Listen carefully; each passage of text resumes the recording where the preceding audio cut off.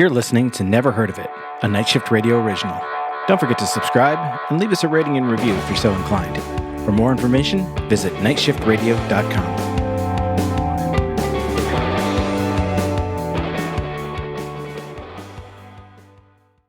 Welcome back to St. Louis. Oh my God. I literally got home and we emptied out the van. I took it back across the street, came back, plugged all the internet and TV and everything back in, and sat down and watched this movie. And just finished 15 minutes ago, and had to come set my computer back up. So my day has been nothing but long drive and trauma. Oh yeah. So in watching this movie, I had forgotten. I had forgotten the ending of this movie. I remembered the premise of how it ended and what the overarching story was, but I forgot how gut wrenching the entire ending of this movie was, and I was like, oh fuck! This was like if you've never seen Bridge to Terabithia, Bridge to Terabithia, you go in it and you're like, oh, this is a cute little kids movie. I'm gonna go in and watch this, and then towards the end of the movie, you're like, what the fuck? Yeah. It's just, oh my God, it's just, why would you do that to me? It's like my girl. Well, well before I could even sit down and watch it, you're like, oh fuck, I forgot about this ending, and I'm like, oh God, this really is gonna be a Bridge to Terabithia was my first thought. Yeah. Oh God, what am I in for? Well, you were in for it. Let me tell you. Yeah. Hey, so side story. We just before you left, I think it was Friday. We went out and we had coffee at a nice little place. Yeah. Downtown, Salt City Market. Yeah. So today actually, I was thinking about it and I was like, oh, I wish, I should go out and get something. I was like, nah, I don't want to spend money or anything like that. And I was like, but do you know where I really want to go? Salt City Market. And I want to check out their freaking food. And it made me think of how cool it would be if places like that were everywhere. And then I remembered that they are just in for real cities, just not in the city that I'm in. I live very, I would say, rural upstate. I'm in the Syracuse area, let's say Syracuse, New York area, and we're not exactly a small city. I mean, we're very well known. We have a top college. We have a top college basketball team. Very nationally acclaimed hospital, and teaching hospital at that. But our city still isn't. It's still 35 years behind. It's the kind of place that can't get out of its own way. Totally.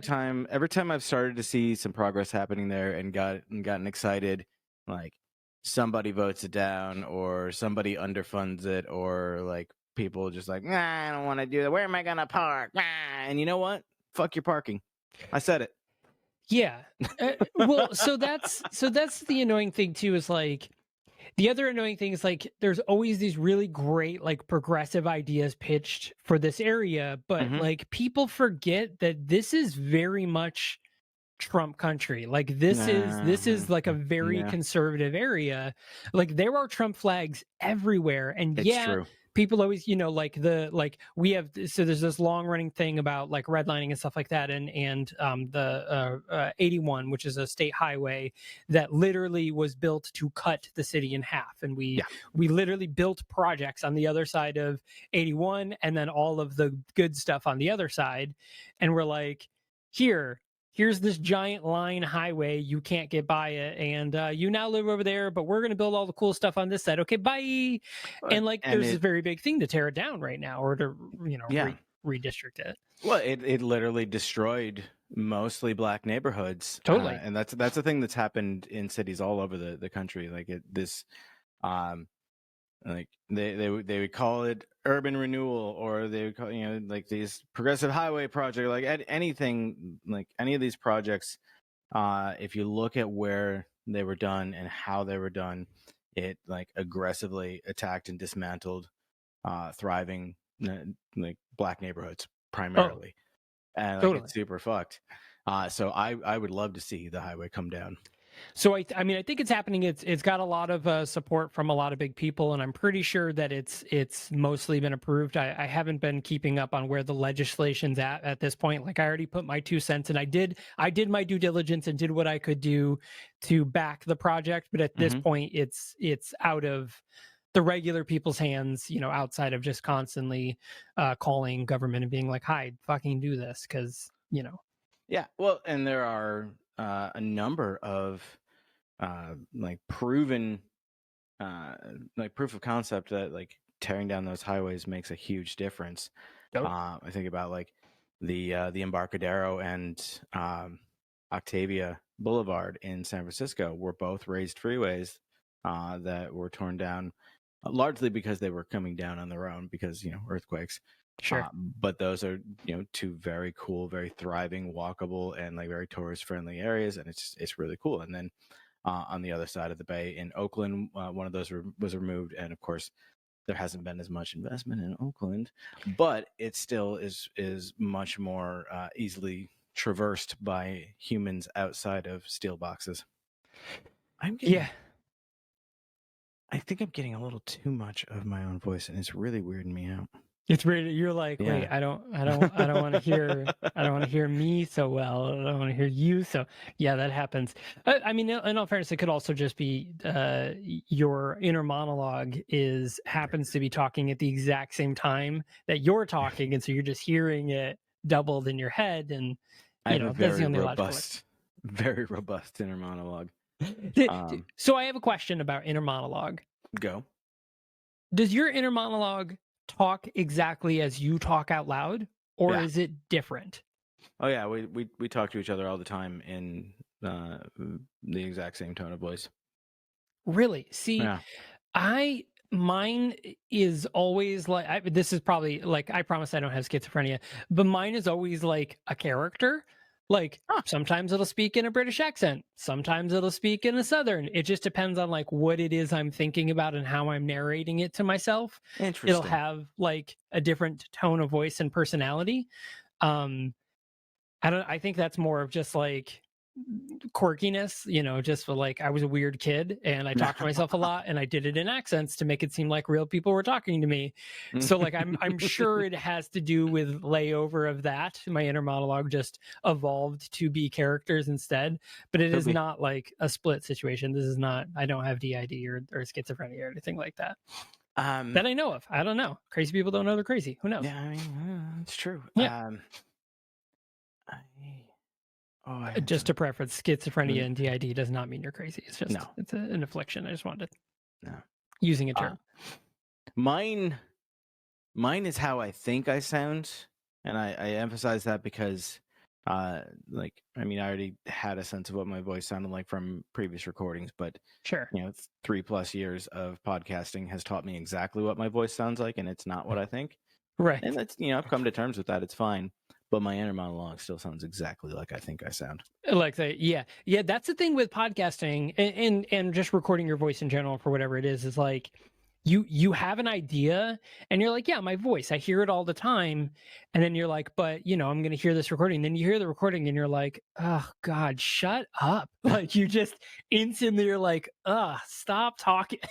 I think we've actually talked about this on like one of our early episodes when we were Yeah. still both getting used to the sound of our own voices. But it is actually like there's science behind the way your voice resonates inside your head, and Yeah. like the way that it reaches your ears essentially. By the way that like it's vibrating internally, and I think it typically tends to be like a lower register than what's actually resonating outside in the air that would be picked up by the microphone, which is why I think my voice is it's several steps lower than it actually is and significantly less nasally.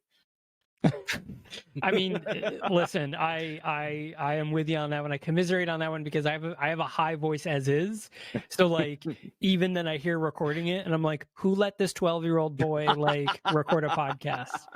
Like, why would they do this to this young kid? This is torture, and make him watch these very inappropriate movies. Yeah, we would be in trouble. Yeah, except for this movie. And that being said, hello and welcome to the Never Heard of a Podcast. I'm your host, Michael Fight. And I kill giants. Yes. So, yeah. So we're going to talk about this movie, I Kill Giants. I'm going to pull up the IMDb because I do want to mention a few things about it that this brings up. So, I Kill Giants is another one of those movies, kind of like Colossal, where you go into it thinking like it's probably about this, and I think this is where it's going to go, and then it either goes exactly the way you think it goes, or it goes in the exact opposite direction. So when the very first time I watched this movie, all I saw was like I Kill Giants. I saw the poster, and then I saw it was based on a graphic novel, and I was like, dope. So this is probably about a cool young girl who attacks giants, like, right? That's what you would, that's the 2 + 2 you would put together for this. And you wouldn't be wrong per se, right? Like, you're not wrong, but it's not what you think. Yeah. When she says I kill giants, there's a larger meaning to it. So yeah, and obviously we'll get into the ins and outs of the film, but like I went into it knowing that it was at least somewhat allegorical, but I was definitely expecting there to be some more literal giant killing. Yeah. In this than we actually see, and I can spoiler. Yeah, if you're just joining us for the first time, we spoil shit. I'm sorry. Right. I can just imagine someone being like, I'm going to start at episode 177. What could go wrong? And then 10 minutes in being like, you asshole. You have ruined this movie forever. Yeah. So, yeah, that's not a commentary yet on the movie itself. That's more just my expectations versus reality. Yeah. We could do that's a meme format, right? You can like expectations reality. Reality expectations is the cover, and reality is it rains a lot. Yeah, that's right. It's true.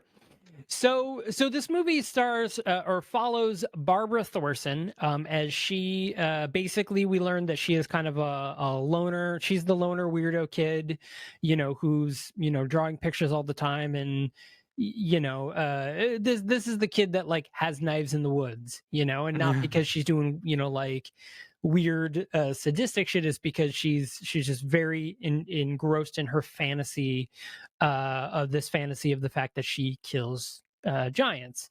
And she ends up meeting Sophia, who is played by Sydney Wade, and Barbara is played by Madison Wolfe.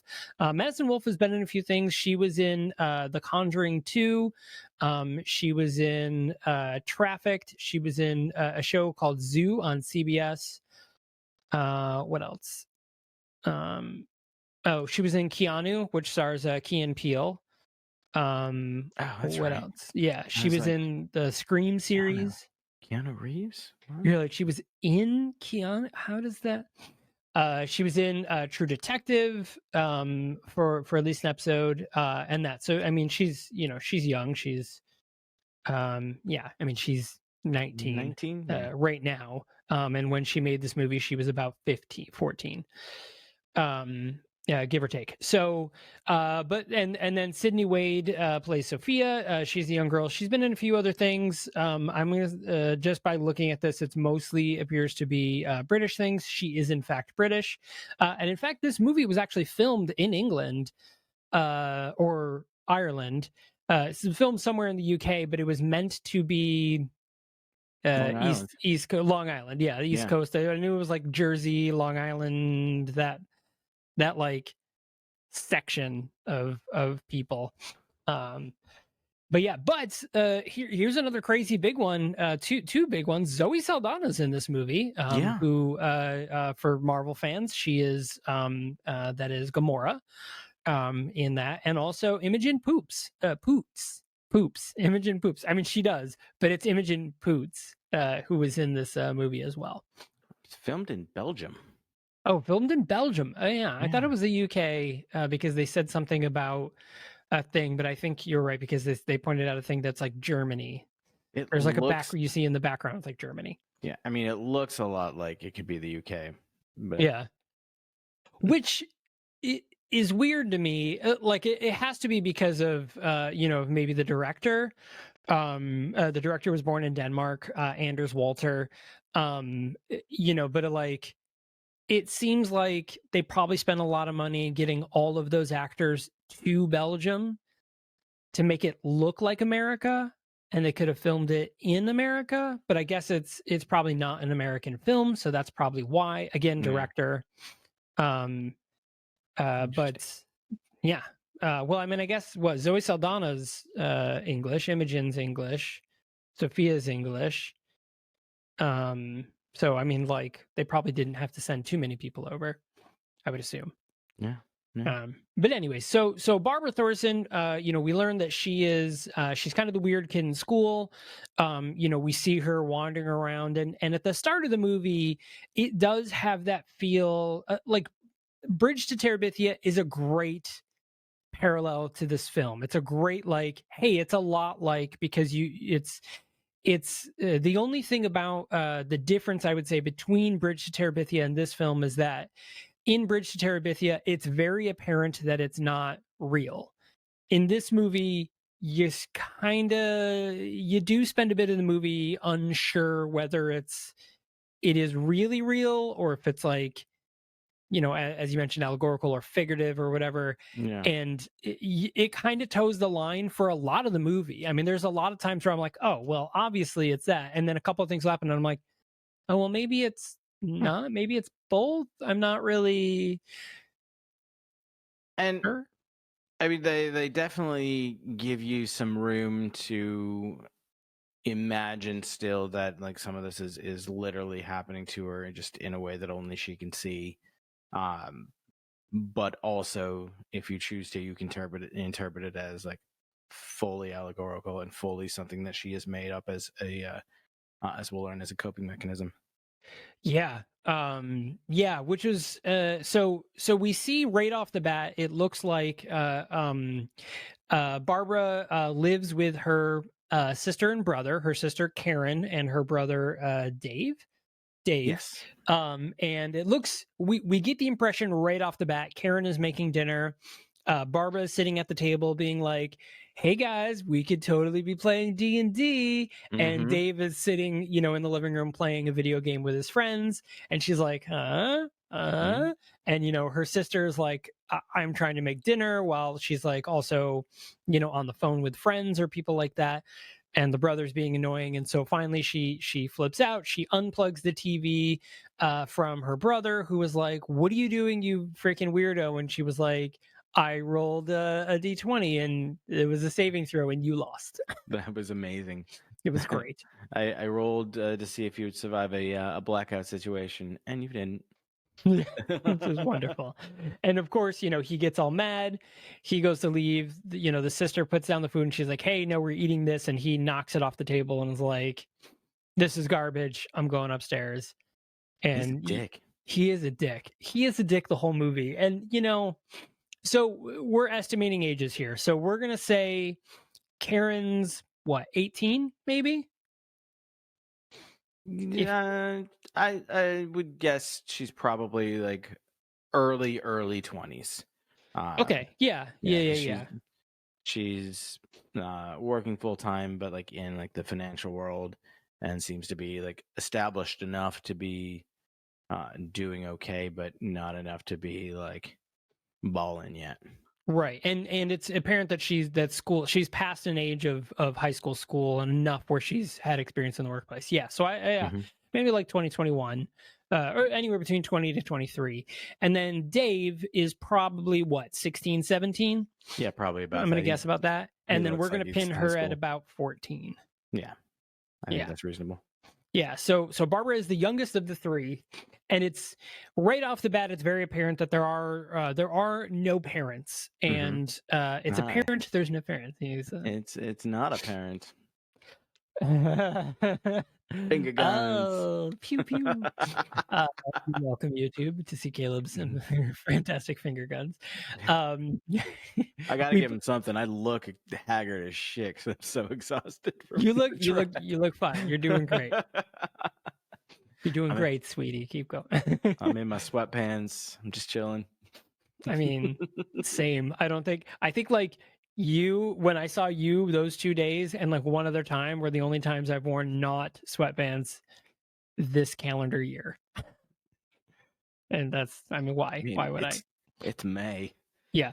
I mean, I fucking sit here every day doing stuff. So like, Fair enough. what the fuck do I need to put pants on for? So we get the idea that it's Karen kind of doing it on her own, but we don't really know why. Is it parents work all the time? Is it single parent, mom, dad type deal? Are parents dead? Like we don't really know what it is right off the bat. I just assumed it was going to be one of those things where we learned out like, oh, big tragedy, both parents dead, and like right. the oldest sibling has now had to shoulder all the responsibility, and they're trying to keep the family together, or, blah blah blah. Which is somewhat true in a way. So it is sort of how that works out. We don't actually, again, spoilers. We don't actually ever learn what happens to Dad. No, yeah, they legit never mention Dad in any way, shape, or form. So our assumption is Dad was like, "Hey, baby, you want 3 kids? All right, peace, motherfucker," and then just bounced. Just like dissolves into the ether. We legit just don't. Yeah, there's no mention of Dad whatsoever. Only Mom, and so we'll talk about Mom in a little bit. But spoiler, Mom is a person.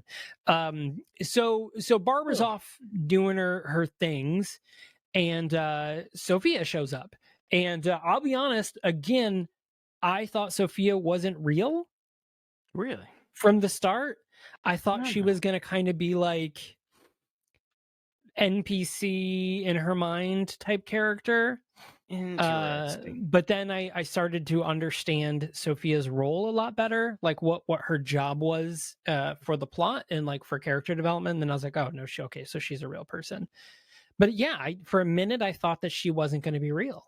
I mean, I guess I don't have to guess. I can see that that's a reasonable assumption. My brain didn't go there at all. I just immediately assumed like, oh, new kid in town, and through like meeting and getting to know this new kid, that's how we're going to get the exposition of Barbara's story.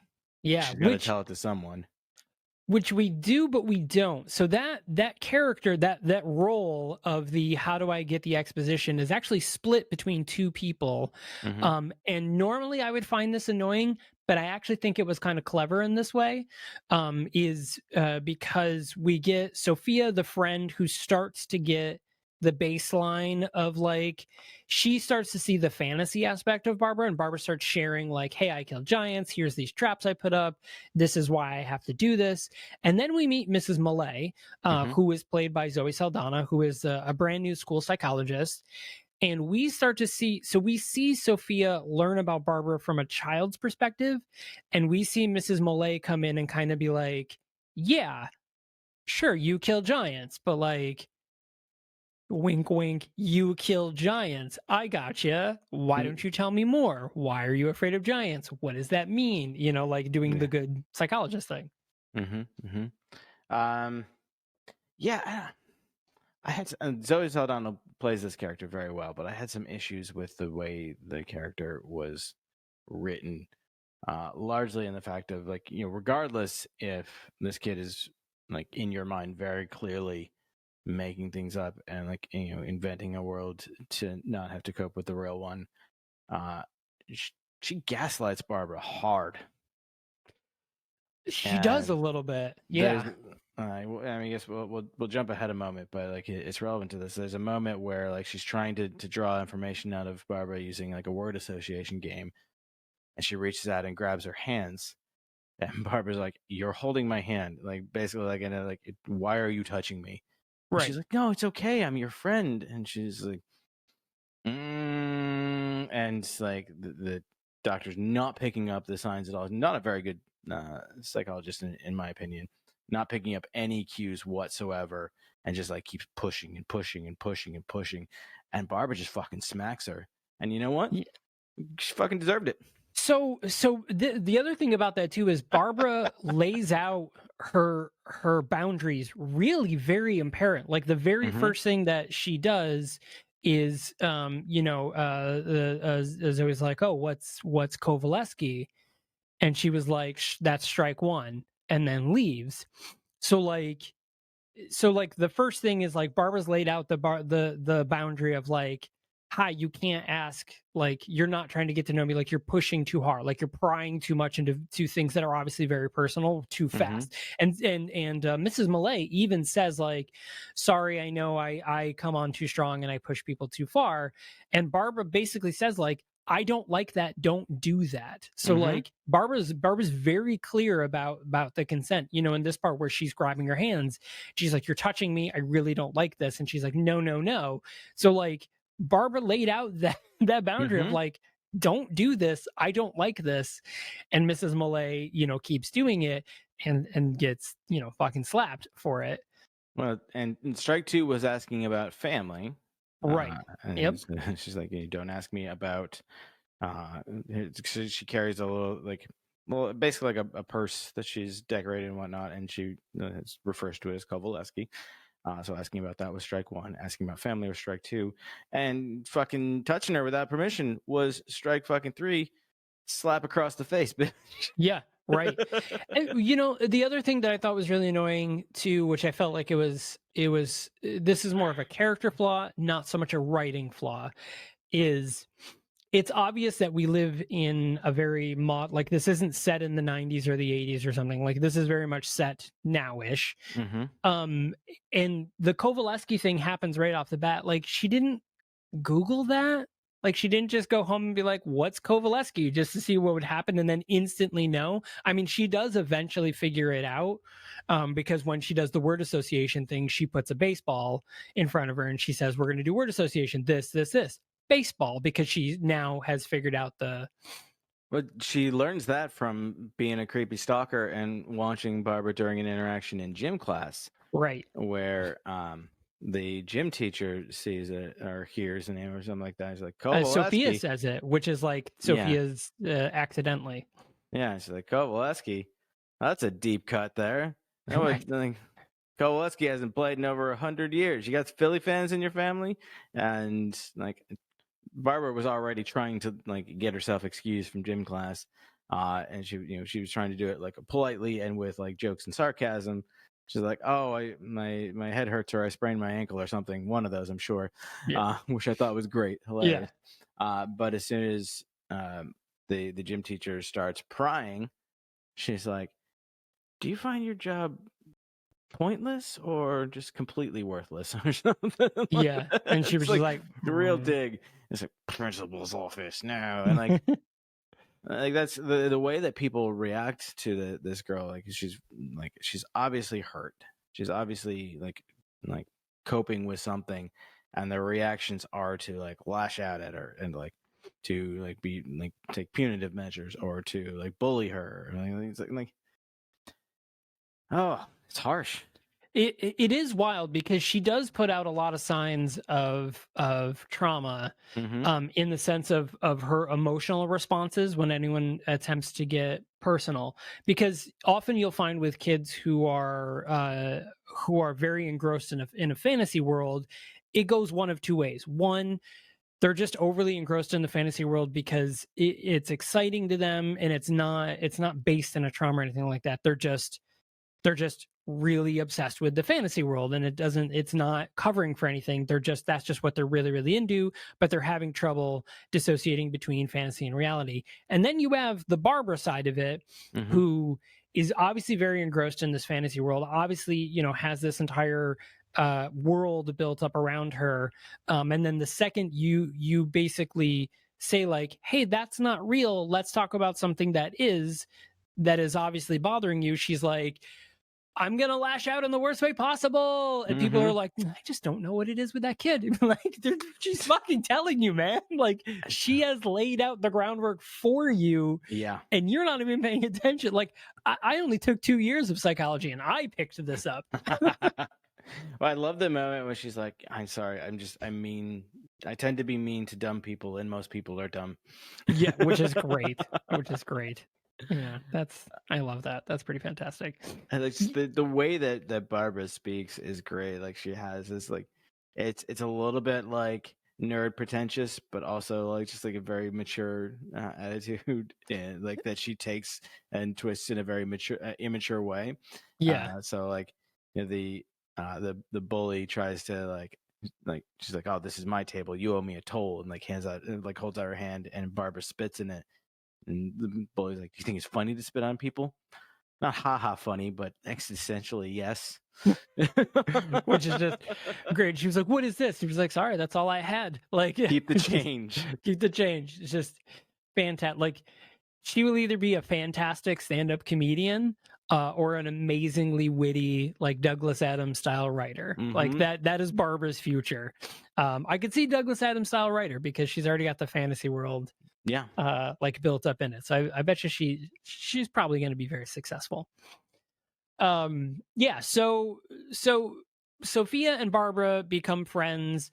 Sophia's kind of going along with it because they're kids and it's fun to play pretend, because Sophia doesn't understand that this is masking for something. You know, she just sees Barbara as like this very creative, imaginative friend, and she doesn't really have friends. And you know, Barbara's fun. She shows her around cool places. It's like you're the only kid I know in like all of America. Right, like, yeah, exactly. That's so, like, you know, Sophia's going along with it because again, Barbara's fun, but we start to see that Sophia is starting to put together that what Barbara's doing is not only becoming a little too serious, like she's taking it too serious, but also it's starting to become unsafe. And Sophia is starting to recognize this. She's starting to see that it's getting Barbara, you know, being targeted by the school bully Taylor, this, you know, the girl who she spit on earlier. You know, she's starting to see that she's pushing away even Sophia and doing things that are above and beyond what Sophia's like, this seems not safe. And at the same time, we have Mrs. Millay, who is, you know, obviously bringing Barbara in because she's seeing that stuff is not going well. And back at home, Karen is far too busy trying to take care of everything that she is just oblivious to the fact that Barbara is struggling as much as she is. I mean, I'm sure she knows, as we learn later on, like I'm sure she knows, but not in the way that we think. So before we get too deep into that, yeah, go ahead. You have a thing first? No, cool. Then let's not. Before we go too deep into that, let's go ahead and take a quick commercial break and hear from some other podcasts on the Night Shift Media, the Night Shift Radio podcast network. And yeah, so that being said, of course, if you are watching us on YouTube, sorry there was no video last week. We recorded one with the two of us here in the same room, but like audio things and being in the same room, it just didn't work out well and we couldn't get the audio to sound great. So sorry. But this week, here you go, back to normal. And in the event that we do record again together, I now know what to fix. And then, you know, if it happens to be I'm over at Caleb's place, well, then we'll figure that out then too. But we'll figure it out and it'll be easy. But other than that, if you are listening on Apple Podcasts, don't forget to leave a rating and review. We would super appreciate it. And of course, if you're listening on any other podcast platform, you know, don't forget to hit follow or subscribe or whatever it is that your podcast does. But Caleb, where could they go if they wanted to like request a movie for us to watch? Oh, what a great question. I thought so. You could find yourself over on thenahoit.com. That's THENHOIT.com. Nice. Where, of course, every month we have our schedule of upcoming episodes with links to trailers, as well as where you can find these movies streaming if available, which, as we've mentioned a couple times so far this month, every movie we're watching this month, as of the selection, was available streaming on Hulu. So as far as we know, that's still the case. So, yeah. But just below that is our contact form where you can fill that out. You can reach out to us and let us know movies that you want to hear us talk about, and we'll watch them.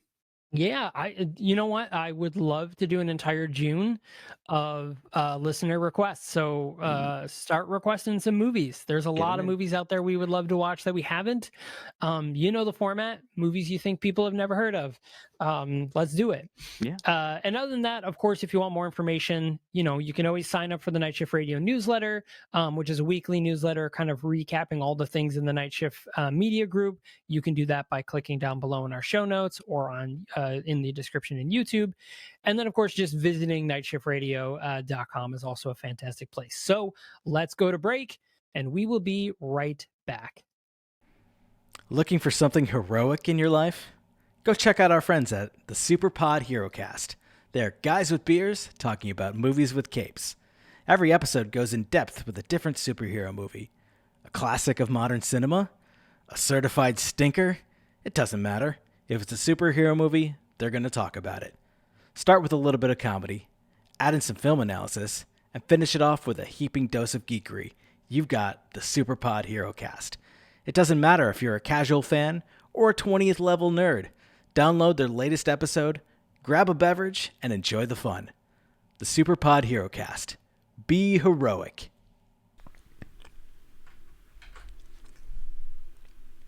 Second Edition 1 is Night Shift Radio's Battlestar Galactica fancast. Each week, Battlestar veterans Caleb and Kitsy revisit, and newcomer to the show, Andrea, watches for the first time the 2004 sci-fi series Battlestar Galactica. They've just entered their third season, which means you've got 2 full seasons of sci-fi gold to binge if you want to watch along with them. Whether you're the commander of a soon-to-be decommissioned battleship or were recently promoted to president of the 12 colonies. Join Caleb, Kitsy, and Andrea as they make their way through the Battlestar Galactica universe one episode at a time. Watch Battlestar Galactica free on Peacock and find Second Edition 1 at Second Edition 1 throughout the podcast.com or wherever you get podcasts.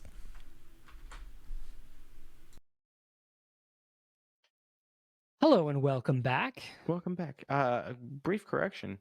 I did notice that while the primary filming location is listed as in Belgium, there is indication that it was also filmed in Ireland. So you were correct. Oh, so we were both right. I love it when we're both right. Also, fun fact: this is a 1492 Pictures production, which was Chris Columbus, the director of the first 2 Harry Potter films, and Home Alone. And Home Alone. That's right. I always forget he did Home Alone. Yeah, that's like one of the ones that I always forget. I always forget one or the other. I'm always like, oh yeah, you did Home Alone. And someone's like, a fucking Harry Potter, idiot. And I'm like, oh yeah. Or I'm like, Harry Potter. And someone's like, Home Alone. And you're like, oh, right. Like, I forgot he has a very good career in kids' movies. But yeah, 1492. Very very mixed bag of movies that they've produced. So, but I mean, Jingle All the Way. It's a big deal. Yeah. It's a great movie. Yeah, Schwarzenegger and the toy, right? I want that Turbo Man doll. You need Turbo Man. It's the lead stunt. So just as a note about this too, this is based off a graphic novel called I Kill Giants, created by Joe Kelly. And it's based on the Man of Action graphic novel I Kill Giants, which is created by Ken Niimura. So Ken Niimura is the one who did the graphic novel. Joe Kelly wrote the screenplay based off of the graphic novel. Sorry, I got that a little flip-flopped. Get your shit together. I can't. I refuse. What's wrong with you? So much. You won't even believe how much. Anyway, so Barbara. So now we've gotten a couple instances of we're seeing Barbara in that real world setting and how she's really fantasy driven. But this is where the film does, and it's been doing this throughout, is we start to get those a couple of moments where you start to kind of question whether it's real or not. Like it's, I mean, it's, if you like objectively think of it and like really, really like think it through, you're like, obviously it's all fake. This is all in her head. But if you want to go with the flow of the movie, you're like, well, wait, because she mentioned these things called Harbingers. And we do actually end up seeing the Harbingers, and they do actually speak to her. Pretty cool. Those they scenes were really fucking cool. Pretty dope. What was that? It's appeared though as though they were a mixture of like Jim Henson style puppetry and CGI. Yeah, because they were like, mix of like shadow and insects and bone and like they look like something you'd find hanging in the woods to scare people. Yeah, no, totally. I mean, they had like a plague doctor type, like crow like type nose with like the top hat thing, and I don't know. They were very cool looking, but so they served as a way to like antagonize her. You know, they're constantly like, "You're too weak. You can't do this. Like, why are we relying on you? What is, what good are you? And you can't even kill this one giant that's been roaming around, and you're terrible."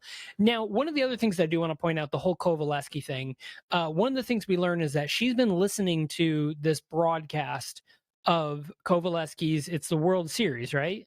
It is the World Series, the final game of the 1996 World Series that was happening on my birthday in 1990, on my 15th birthday. Whoa. It was the John Sterling's play-by-play for the Yankees, the last out of the 1996 World Series. Hey. So, now what is that? How does it tie to Kovaleski though? Because doesn't it? That doesn't specifically. The audio that she's listening to, I think, is just, well, let's who was in 1996 World Series. Let's see if it was it the Phillies? Well, it's the Yankees versus the Giants. Was it the Giants? Well, isn't that the ending thing, the metaphor we get? No, we'll come back to that in a moment. It was the Braves, so it has really nothing to do with anything at all. I think it's just showing that like she likes baseball and maybe was meant to imply that she listens to these old baseball recordings because she has some sort of deep connection to baseball. Now, we mentioned Kovaleski. Kovaleski was a pitcher. They talk about him in the movie. Was he real? That's the other thing. I think he was. That's important to know. I didn't have time to do. Yes, Harry Kovaleski. Okay, so he played with the Philadelphia Phillies in like the early 1900s, and they specifically mentioned this one game where he was a rookie and he came up against the New York Giants at the time, right? Who are now the San Francisco Giants. But he was so unhittable that they referred to him as the Giant Killer. And so, like, we start to get these little tidbits, these little hints of like, oh, she names her weapon. She refers to it as her weapon. She names it Kovaleski. And she says, every great weapon needs to have a name. And we hear this bit about Kovaleski being the Giant Killer. Oh, okay. Well, that makes sense why she would name it Kovaleski, because she kills giants. We also get one recording where it's her mother and herself like reading this story about Kovaleski, and that's where we get that bit of exposition about who he was, but that also, without explicitly telling us anything about the parent-child relationship, tells us everything we need to know about why she kills giants.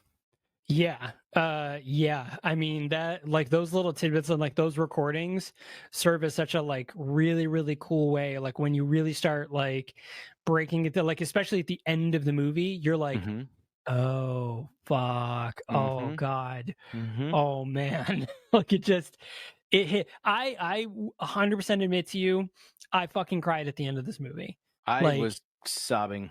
It's fuck. So we're gonna get to it. So everything starts escalating because Barbara is because now she has both Sophia and Mrs. Mollet really drilling into her personal life and really, really starting to tear apart her fantasy about killing giants. And, we've got Taylor, the bully, who is also kind of feeding into it and like tricks Sophia into showing her where her hideout is, and she trashes her hideout. And it's just everything is building up, and we can see that, you know, she's getting in trouble in school. She's skipping school. The giant, you know, the fantasy part of it, the giant is starting to escalate. The giant's coming, it's attacking. She needs to save this town. And it just gets worse and worse and worse. And at one moment, she even, like, really at the height of this, Barbara actually goes to Mrs. Mollet's house, and she's like, hey, and she was like, you know, Mrs. Millay is like, how do you know? And she was like, it's, you know, it's 2015, everyone knows where everyone lives. And which I thought was really funny. And she's like, I'm not well, I need help. And she just says it straight up, like, something is wrong with me, I need help. And, you know, of course, Miss Millay is like, there's nothing wrong with you. And, you know, just as she's, you know, getting in there. And the unfortunate part about this is that Mrs. Mollet's husband is played by Noel Clarke, who was Mickey in Doctor Who. But unfortunately, Noel Clarke has pretty much been barred from acting because he is a sexual predator. So I did not know that. Yeah, this is very recent coming out, but he, I guess, is a pretty gross dude. So very unfortunate, because he was Mickey, he was cool, but Noel Clarke is not. Yeah. So that is, so the thing is like, she's there and Mrs. Mollet is like, okay, I'm gonna help you. But Mrs., you know, Mr. Mollet and their baby starts crying, and it starts becoming distracting. And she's like, hey, well, I have to take care of my baby. Do you want to come in? And, you know, Barbara, who obviously is crying out for attention, quite literally, she's distraught, is just like, I need more attention. Like, I need more one-on-one than this. And like, you're distracting, and the baby's distracting, and this is too much. And I really just needed to sit down and talk with someone. And obviously you're not the person to do that. So you're all going to die. Everyone's going to die. Your dumb baby's going to die. Gotta go, and runs away. And Dad's like, I'm sorry, what did she say? And Mrs. Mollet is like, don't worry about it. Just Barbara, come inside. It's fine. Barbara, come inside. We'll talk about it. He's still like, you know, I kind of want to go back to that part though. Like, the part where you said that my baby's gonna die. I'm like, let's cover that a little bit more in depth. Yeah. I now clicked on a trailer and it started playing. You're like, oh, no, why are you doing it? My ears. Now there is this moment right after this part where Barbara's running off. Sophia is chasing after her. I dropped a thing. And Barbara is like, you know, she runs off and she sets a trap in the old train yard. And we do get a moment where we actually see a giant coming after her, attacking her. And, you know, this is that moment where you're like, oh, wait, but is it actually happening, or is it all in her head? But yeah, and we see the giant attacking her, and she narrowly escapes, and she sets off this trap and like electrocutes it. And like we see like the runes that she's painted and like tossed glitter on and whatnot, they're glowing, like they're magical, and like oh, this is I mean, the effects were very cool in this. Oh, totally. Very like smooth and like seamless and believable. By the time Sophia shows up, she doesn't see a giant, dead or otherwise. She just sees a building on fire. And it's like, oh. Which the crazy part about that, or the funny part about that is Sophia's walking away from this burning wreck, and she was like, and you thought I was crazy. Like, yeah. Bitch, you are crazy. You set a fucking train yard on fire. It does appear even more so that you might be. Right. Poor Sophia's probably like, yeah, still more so. Wild. So this is where it escalates. This is the big climax of the movie, because we learn that a freak storm, hurricane, what type weather is about to hit the coast. Yeah. And just before this, it's important to note that Mrs. Mollet lets something slip that like is like kind of confusing if you've been following along, because she says, I went to your house. Your mother wants to see you. Like, your mother wants to talk to you. And Barbara's just like, I don't have a no with the giants. And she's like, no, honey, like you have to end this now. And like Barbara takes off. And so we have this freak storm that develops, and you know, Sophia tries to come and kind of talk Barbara out of doing something rash, and Barbara's like, it's too late now, like run or hide, whatever you have to do, like, but like I have to face this now, and get one of the fucking coolest scenes. So before this too, we get another instance of this. So Barbara actually goes missing, and this is shortly after Sophia and Taylor and Barbara get into a fight, and Taylor just beats the shit out of Barbara, just completely knocks her out. Sophia brings her back to her own house and brings her upstairs, and Barbara wakes up and she's like, oh my God, like, we don't go upstairs. Why did you bring me upstairs? And we see Sophia, and she looks into her room, and she's like, and she drops a glass of water and she runs out of the house. And Barbara goes to the room. We see her standing at the door, and then she shuts the door and leaves.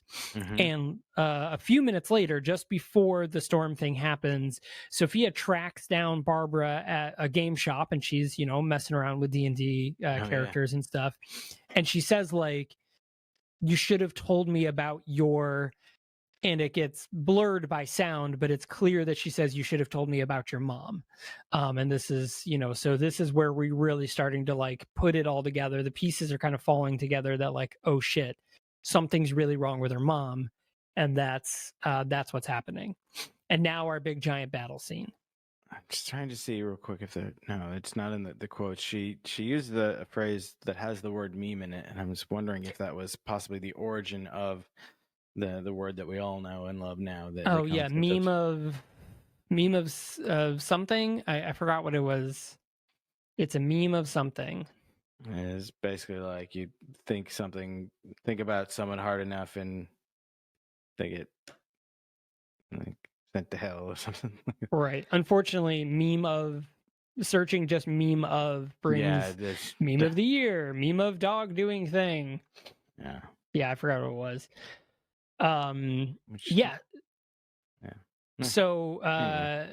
So anyways, at this point, now we have our cool actual giant battle. She has put it all together. Kovaleski has come to life, and she pulls out her giant fucking thunder hammer, which was fucking dope. And I guess once again, like knowing going into this that it was going to be largely allegorical, I still wanted a lot more of this hammer because it's fucking badass. It was really, Kovaleski puts in work, man. Yeah, so think Stormbreaker for Thor. Is very, very along those lines. It's like it's kind of like Stormbreaker, but also like has the like very same energy or similar energy to Ramona's hammer. Yes, yeah, because she does also pull it out of that small purse. Yep. And then like kung. Very, very cool. So she has it out with the giant, like really, really goes to town on him, and he even like picks her up and shakes her a bit, and it was like, you think you were gonna do this? Like, you can't possibly defeat me, blah blah blah. And she finally does kill the giant, and this is that moment where it's the allegoricalness is that like the idea of killing the giants was really her coming to grips with the fact that what we learn is, spoiler, her mom is actually very, very sick. Her mom is obviously sick with something terminal. She basically is bedridden upstairs, hung up with all sorts of tubes and stuff, although she looks great for someone who is on the verge of death. So, I mean, great, good for her.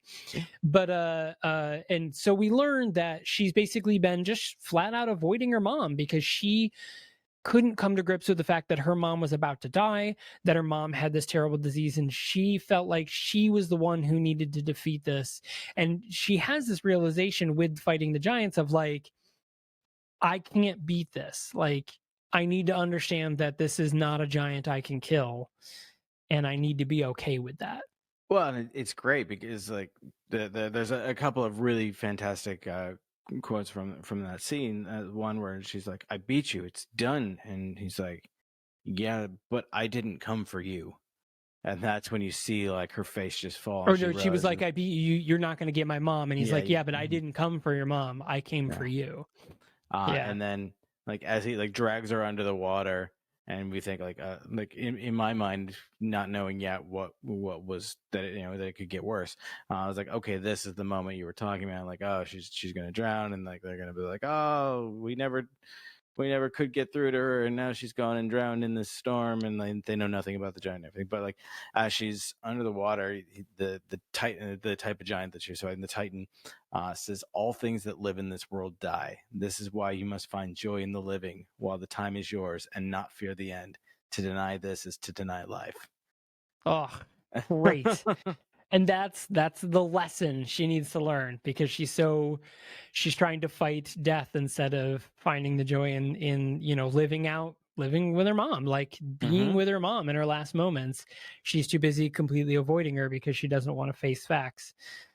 Gut wrenching. And then of course she does immediately go right back to her mother's side and makes a joke like, I don't want to open my eyes. Am I dreaming? Like, my daughter's here. Right. And like we see this moment where like she just like curls up in bed with her and she's like, I'm so sorry. Yeah. And that's not even the worst of it. So now we get some sort of a flash forward. Obviously, this is towards the end of school year. We get a flash forward, and it's Barbara and Sophia in a class. And the teacher's like, so what did you do over summer vacation? And Barbara's like, or she ends up getting, chosen. She's like, Barbara, tell us what, you did. And she's like, oh, well, she's like, it was good. I, spent time with my mom, and I really just, spent time with myself, and I rested, and it was wonderful. And, of course, Sophia jumps up. You're like, and she killed a Titan with a giant hammer on the bay. And Barbara's like, no, you. And then Mrs. Mollet comes to the door, and, they step outside, and she's like, it's time. And she's like, are you scared? And she's like, no, I think I'm ready.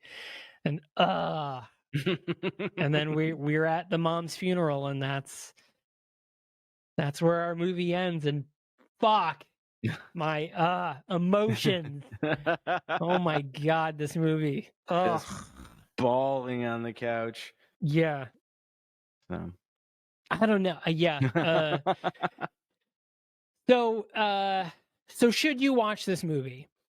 Yes, I absolutely think this is a movie to watch. I think this, whereas we've compared it to Bridge to Terabithia, the movie hit differently for me because of the emotional growth of the person. Bridge to Terabithia is sad because they build up this kid and then she just fucking dies. Sorry if you've never seen Bridge to Terabithia or read the books, but it's been out a long time. So, but I think we're in the clear. But like, it's sad because a kid dies. In this one, it's sad because you see a kid struggle with trauma and nobody understand what to do.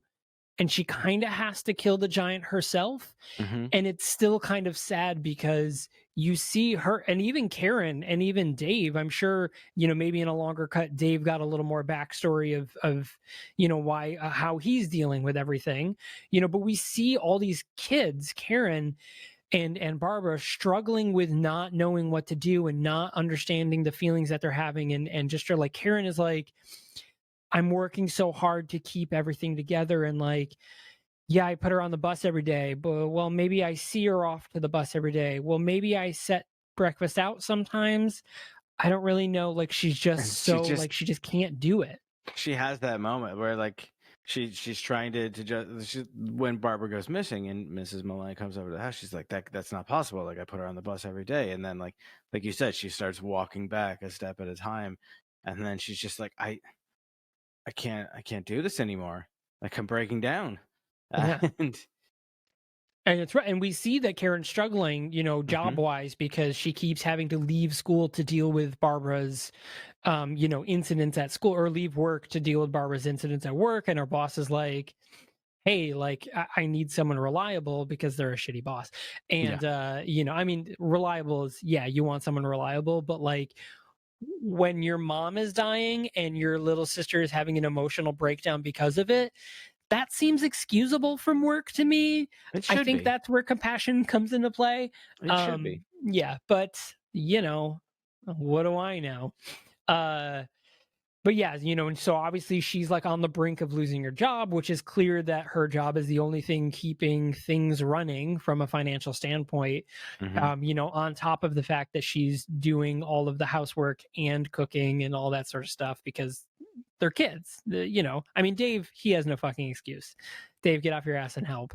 Dave's just a Barbara, dick. she's a fucking kid, man. She's a little kid, and she is struggling with trauma, with the impending death of her mom, who was clearly her best friend in the world. So, like, yeah, is she not going to help with dinner? Probably not. Could she? Maybe, but she's in it right now. I do like there's just this subtle visual transformation for Barbara from that time jump where like she's very like kind of like closed off. She's like her posture is very closed off, and she's wearing just kind of like slubby clothes and whatnot, and like she like we know like she won't acknowledge this love of baseball and love of the Phillies that she shared with her mom, and then in that final scene in the school. She's got just like a completely different posture to her. She seems lighter. She's wearing her Phillies jacket, and like she's got her hair pulled back, and it's just like she seems like she's a different person. And like you infer that over the summer she really like you use the term like growth. Like she really came to terms with things and like had this moment of growth. And it's really neat how they conveyed that without having to show us the entire summer break. Yeah, which is really cool. When she uses the term, "Oh, I did some much needed rest and spent time with my mother," I think that alone was metaphorical. The resting was metaphorical for like I probably spent a lot of time, talking my feelings out, maybe with Mrs. Mollet, maybe with, whoever. Maybe she stopped setting traps for giants. Right. And like constantly checking them and preparing. Yeah. So this movie is streaming on Hulu in America. I believe it is streaming a few other places as well, I'm sure. Yes, I definitely recommend watching this movie if you are a fan of dramas. I mean, this is a kid drama movie. This is a movie about dealing with emotional trauma. This is a movie about overcoming your giants, let's say. But yeah, so I definitely highly recommend this movie. I think it's a must watch. Agreed. Yeah. And it's funny is on IMDb, at least for me, in the section where it's like more like this, we think you'd also like. Colossal is one of the it's one of the films that it suggests. I thought that was very interesting. Yeah, I mean there's not a lot of like similarities and overlap between the movies that we're watching this month, but like there is some similar vibes, and I'm really enjoying that. Yeah, I mean, with the exception of Higher Power, I would say that all of the movies this month have a really great indie feel to them in the sense of like they're unique ideas and they are executed, again, with the exception of Higher Power, they're executed very well. And they show a deeper story than just, the plot. Well, and even with like some literal giants like in this movie, or the kaiju and colossal and whatnot, like there's a very small feel to them. Like they feel like very focused stories, small cast. They're not these like huge epics. And I think that really helps like deliver the message much more poignantly. I completely agree. Yeah, I'm big fan. I'm very excited for the rest of the month. So we have the next one is She Dies Tomorrow. That'll be our last of the month. Pretty exciting. Still working on a potential special guest one for that one, so we'll see. We'll obviously keep an eye on our Twitter accounts. You can see them below on YouTube, and for everyone else, they're in the show notes. But yeah. So thanks a lot for watching, everyone. We super duper appreciate it, and we will see you next week.